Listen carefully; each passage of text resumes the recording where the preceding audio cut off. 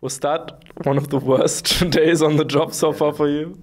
Yeah, that was definitely one of the worst games of my career, I guess. Hey everyone, this is Darius from the Shotcaller, joined here by Vizicsacsi after a very good but also very weird win. Tell me, how did you guys almost throw that game against Rocket, essentially? Okay, yeah, so basically it seems right now that our early game is quite solid, or like, yeah, we can say it's solid because in 3 games it was, and against Fnatic it was like a bit shaky. But that was also because of this gold funneling strat that we are inexperienced against.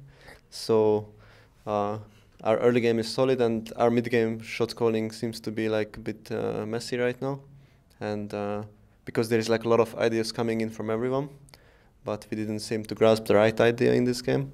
Although we probably like mentioned it as well.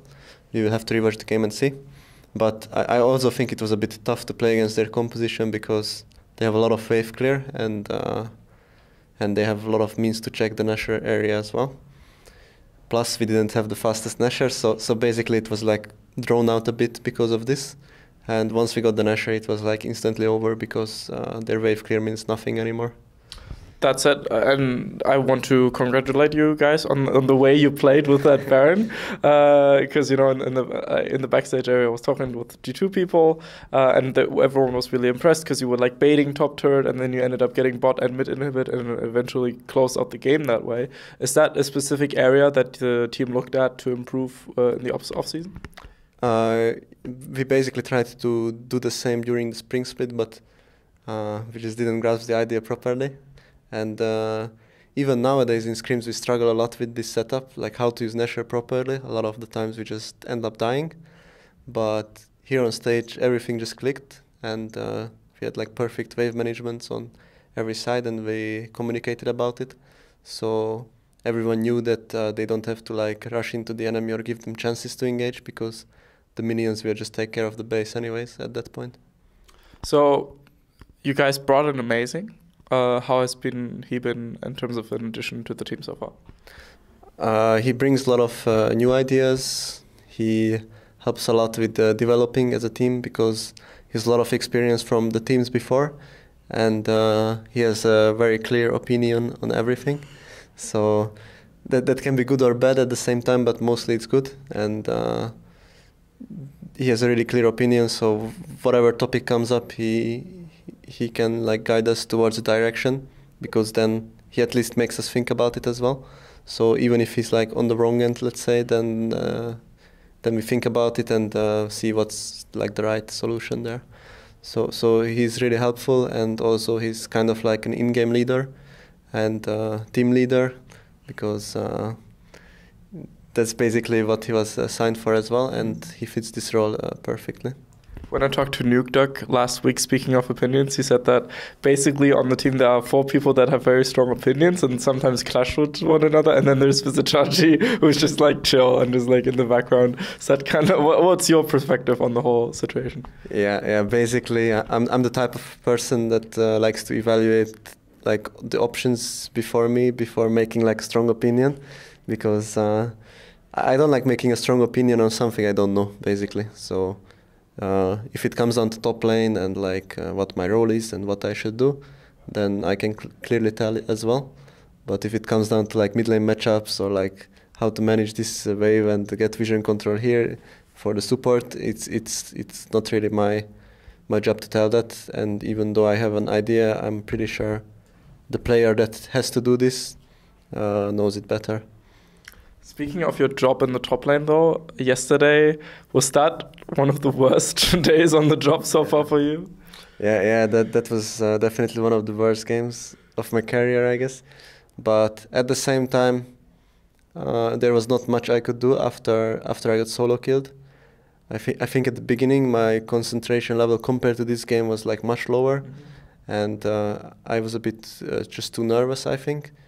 I stressed a bit too much on this game, and it's just never good to do that. So today I went in with like a much more fresh mindset and not really pressuring myself, just playing out my matchup as it's supposed to be. And back to yesterday's games, it was just this Ornn Kai'Sa composition that they drafted is like, after I lose my flash, they can engage from like 3000 range or more. And basically every time they push in the mid wave, I would need to be careful, but my wave was in like such a bad position as well that I could not be. And it just went downhill a lot because in this play against the gold funneling strat, you just don't get help as a top laner because basically we wanted to crack the bottom turret and play for that as a 4-man unit and just leave the top lane on an island. But this didn't work out, and I think Mundo was probably not the right pick for this. Ornn seemed like the right pick for them and you guys today. He seems, again, very dominant as he's been in Spring Split as well. Would you rate him as like the top-tier top lane pick right now? It's actually a bit tough because I think Ornn is very powerful, yes. But these matchups where like both against Vladimir and Mundo are like kind of free for him. And I think if you blind pick him and face up against like an Aatrox or Darius, maybe Cho'Gath even, it's like you have a much harder time to get out of the lane ahead and just roam as you wish. Because against Vladimir this is doable. At one point when you get magic resist, you can just perma-roam and threaten mid lane with ultimate. And this is where Ornn's power lie. If he can do this, he's probably like the strongest top laner. Okay. Now the team is 2-2. Again, Schalke goes 1-1. It's been the most consistent thing. It was the same in Spring Split as well. Why is it that you guys love Tai so much? I mean, we also played against like the strongest teams from last split, so I expect this to be a 2-0 at one point. And I think we are quite a strong team as well right now.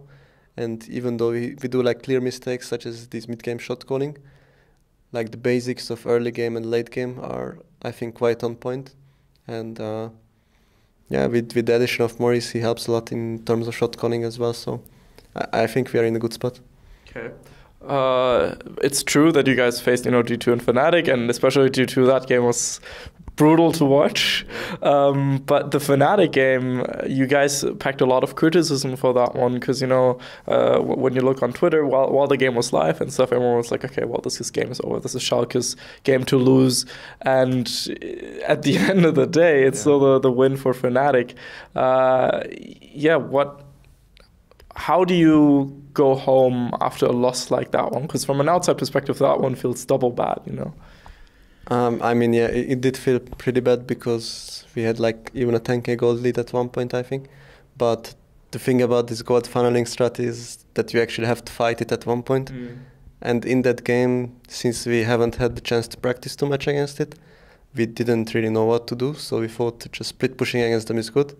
And this ended up donating them a free Nashor, which is extremely snowbally with this composition, because once Kai'Sa is like too strong that you can't fight them, then they can just group up as 5 and push the mid lane with the Nashor powered up minions, and there's actually no counterplay for you anymore.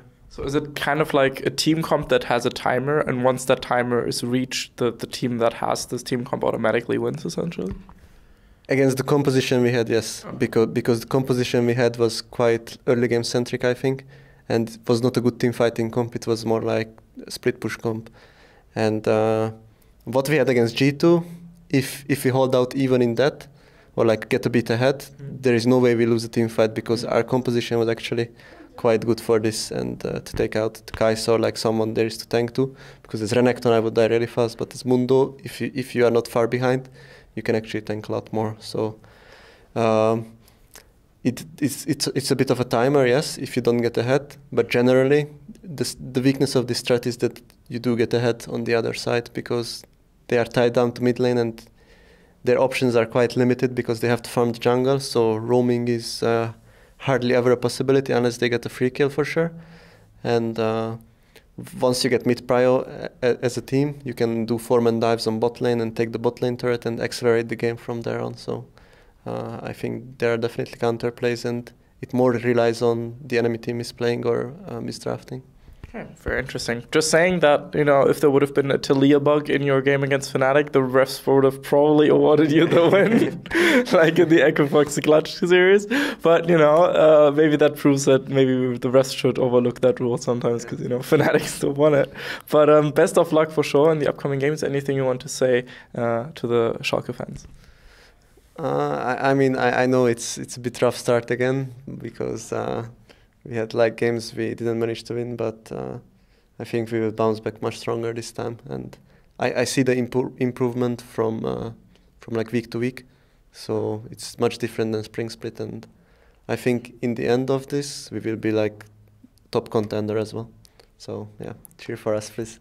Very exciting to hear that. This was Vizicsacsi and Darius from the Shotcaller. Hope you had a good day. See you then. Bye. Hey everyone, this is Darius from the Shotcaller, and I hope you just enjoyed that video. This is a generic end card, of course, so make sure to click here for a different interview, or here for a different interview, or about here to subscribe to the Shotcaller. We very much appreciate your support, and see you guys next time. Bye bye.